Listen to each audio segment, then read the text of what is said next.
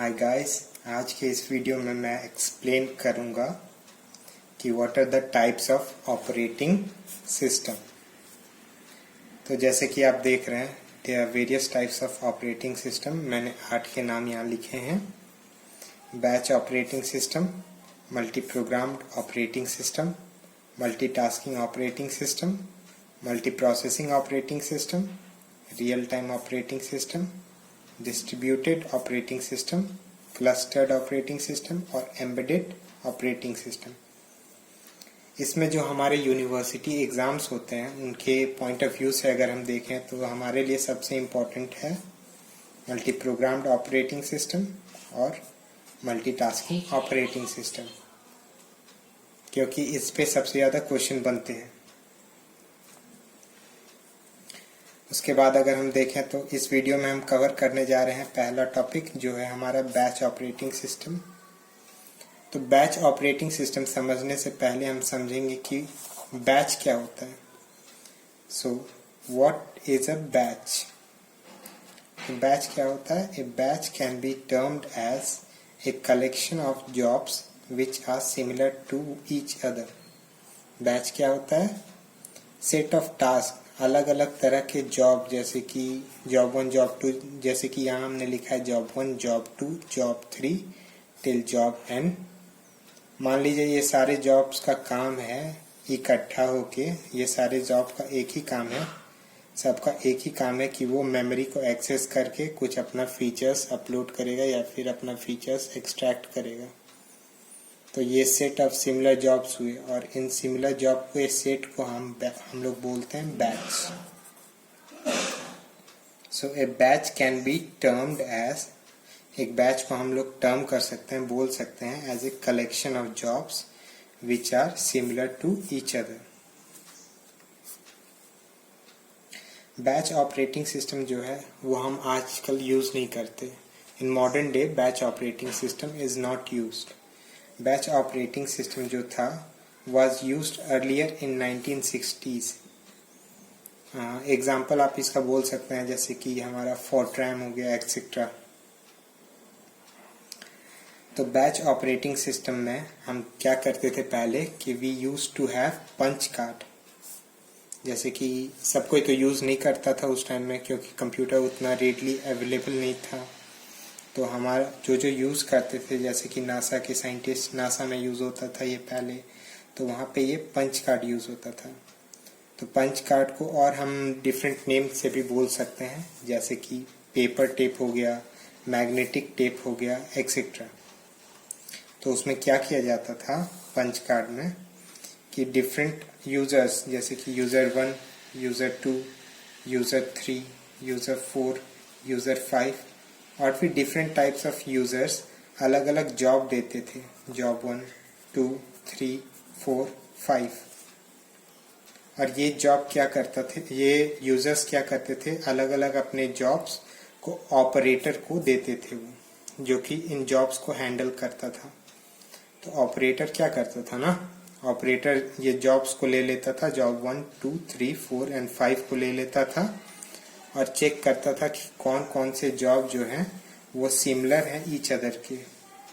जैसे कि यहाँ हम बोल सकते हैं, मान लीजिए जॉब 1, 2 और 3 सिमिलर है एक दूसरे के, तो ऑपरेटर क्या करेगा ना, इन सबको जॉब 1, 2, 3 को एक कलेक्शन बना देगा और उसका नाम दे देगा बैच 1।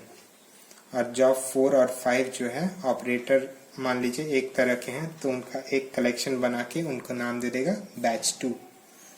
और ये अलग अलग बैचेस बारी बारी से वो ऑपरेटर क्या करता था, कंप्यूटर में फीड करता था और उसका आउटपुट निकाल के यूजर्स को प्रोवाइड करता था। जैसे कि हमारा बैच 1 हो गया एग्जीक्यूट, तो उसके बाद फिर बैच 2 होता था और फिर उसका भी आउटपुट यूजर्स को प्रोवाइड करता था। तो ऐसा हो जाता था बैच ऑपरेटिंग सिस्टम का फंक्शनिंग। इसके बाद आप अगर देखोगे तो बैच ऑपरेटिंग सिस्टम के बहुत सारे डिसएडवांटेज थे, जिसके कारण ये अभी के टाइम में यूज नहीं होता है।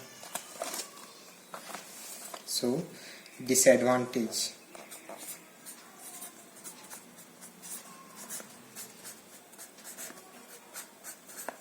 Disadvantage of batch operating system.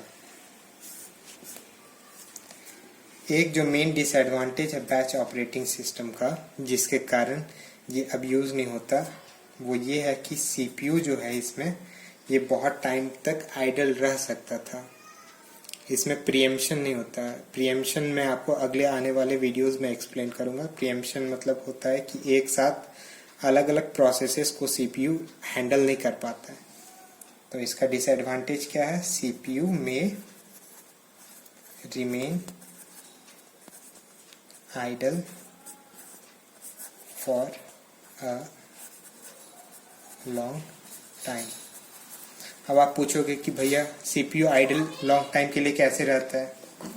तो जैसे कि हमने सीखा कि बैच 1 पहले हमने देखा था कि अलग अलग तरह के जॉब्स को ऑपरेटर लेके अलग अलग बैचेस में डिवाइड कर देता था। जैसे कि जॉब 1, 2 और 3 को ये बैच 1 मिला, जॉब 4 और 5 को बैच 2। तो वैसे यहाँ हम देखते हैं बैच 1 में क्या आया? 3 जॉब्स, और बैच 2 में आया 2 jobs.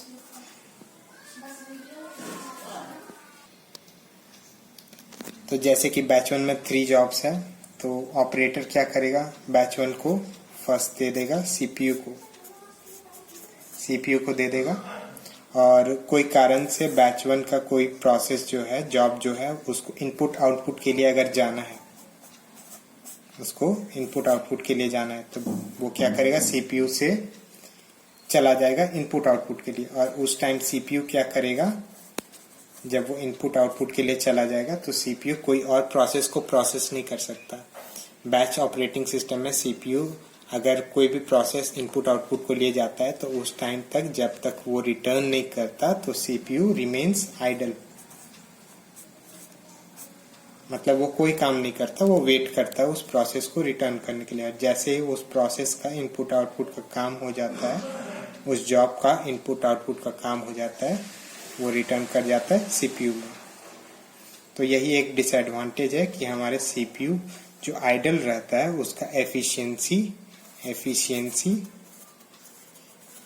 Of CPU decreases rapidly.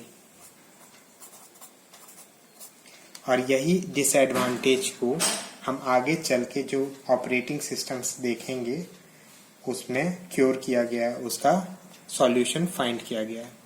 Thank you.